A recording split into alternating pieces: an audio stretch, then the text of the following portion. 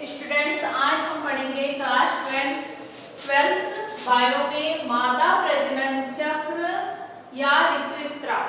ठीक है, इसको हम इंग्लिश में बोलते हैं फीमेल रिप्रोडक्टिव साइकिल और मैच्योरेशन साइकिल। इसको शॉर्ट में हम एमसी साइकिल भी कहते हैं। अब अगर हम बात करें कि ये क्या होता है भाई मादा जनन चक्र, ठीक है, तो आप इसके कई नाम हैं, है ना, जैसे हम इसमें पढ़ चुके हैं ऋतुस्राव, ठीक है, रजोधर्म, ठीक है, मासिक धर्म, ये सब क्या होते हैं मादा जनन चक्र होता है। अब ये मादा जनन चक्र की यदि हम बात करें तो ये कब से स्टार्ट होता है? ये होता है 12 या 13 की एज से शुरू होकर कम से कम कितने तक रहेगा? 40 से 45 ईयर तक ये हर फीमेल में ये साइकिल चलते रहती है।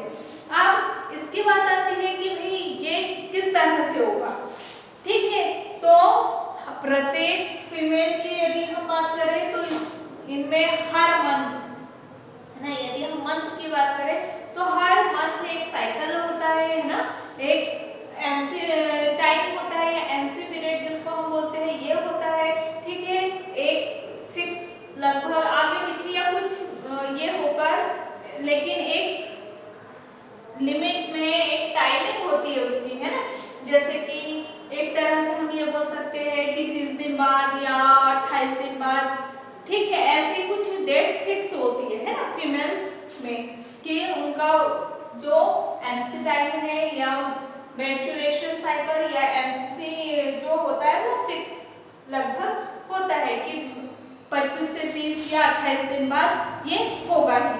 अब हम यदि बात करें तो इसकी एक और बात है कि भाई ये साइकिल क्यों जरूरी? यदि ये साइकिल ना हो तो हम ये कह सकते हैं कि यदि ये साइकिल ना हो तो जो फीमेल है, फीमेल प्रेग्नेंट नहीं हो सकती है, ठीक है, इसके लिए ये साइकिल आवश्यक होती है।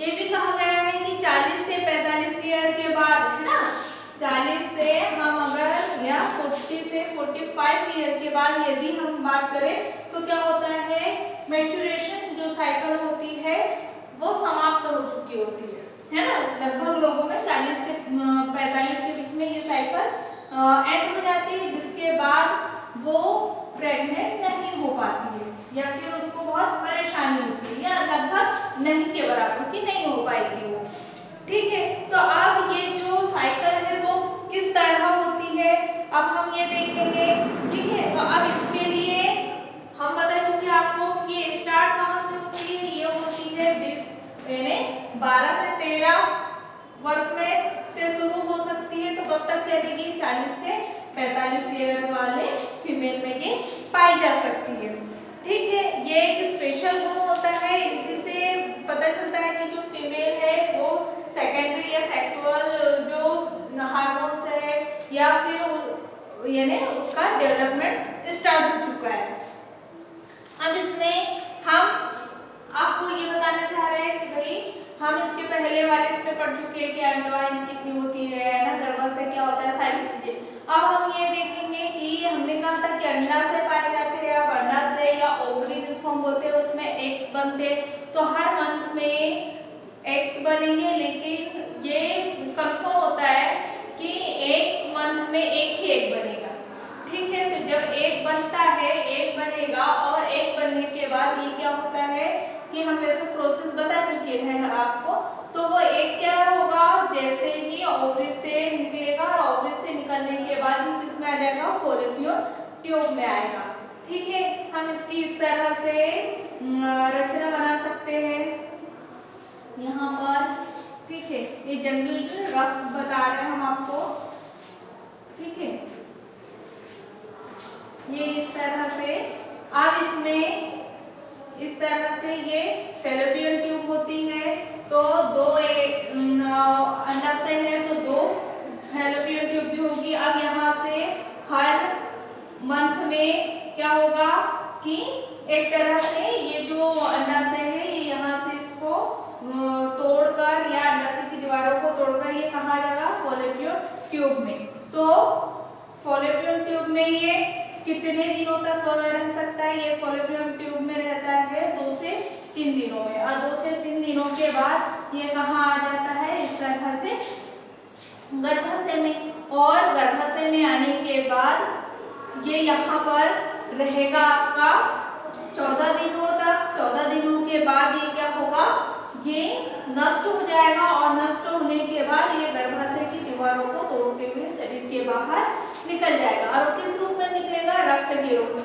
तो इसीलिए हम इसको रक्तस्राव जो होगा उसी को हम बोलते हैं एमसी साइकिल। तो वो रक्तस्राव ही होता है एक प्रकार से साइकिल। अब इसके भी कुछ स्टेप्स है, जैसे कि क्या होता है भाई, फर्स्ट से सेकंड, अगर हम फर्स्ट एमसी साइकिल से स्टार्ट कर रहे हैं तो यदि हम देखें तो ये इसकी एक लिमिट होती है कि ये 3 से 4 दिन तक चलती है साइकिल, है ना। तो हमने देखा 1 से, है ना, ये डेज है, ठीक है, ये क्या है, डेज है। तो 1 से 4 डेज तक, किसी को 3 दिन, किसी को 4 दिन या 5 दिन ये साइकिल चलते रहती है। तो ये जो साइकिल है 1 से 4 दिन में क्या होगा, ये ब्लड का सिक्रेशन होगा, ठीक है, ब्लड का सिक्रेशन हुआ।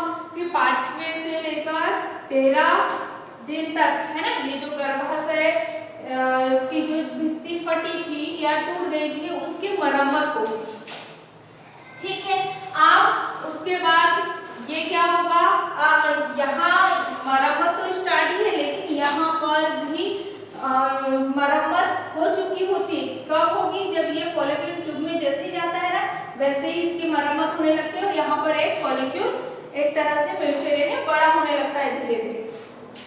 अब ये यहाँ पर जो फॉलोपियन ट्यूब में एक बड़ा हुआ था, वो फॉलोपियन ट्यूब यानी ओवरी में बड़ा हुआ था ना, तो वो 15 से 19 दिन में यानी क्या होगा, फट कर कहा जाएगा, यहाँ पर आएगा।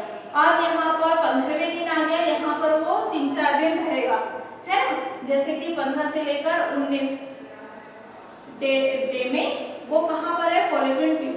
यदि इस फॉलोपियन ट्यूब में यहाँ पर यदि कोई भी स्पर्म आके या शुक्राणु आकर इससे फ्यूज नहीं हुआ, नहीं मिला, तो क्या होगा, अगर फ्यूज हो गया भी, अगर फ्यूज हो जा रहा है तो वो क्या होगा, एक एम्ब्रियो बनाएगा, भ्रूण बनाएगा, और गर्भाशय की किसी दीवार पर जाकर चिपक जाएगा, ठीक है। और यदि वो नहीं फ्यूज हुआ या निषेचन की क्रिया नहीं हुई, फर्टिलाइजेशन की क्रिया नहीं हुआ, फर्टिलाइजेशन पढ़ चुके हैं इसके आगे, फर्टिलाइजेशन की क्रिया यदि नहीं हुई तो ये क्या होगा भाई, एक तरह से 20 से 25 दिन में ये कहाँ पर आ जाएगा, एक तरह से गर्भाशय में आकर रुक जाएगा।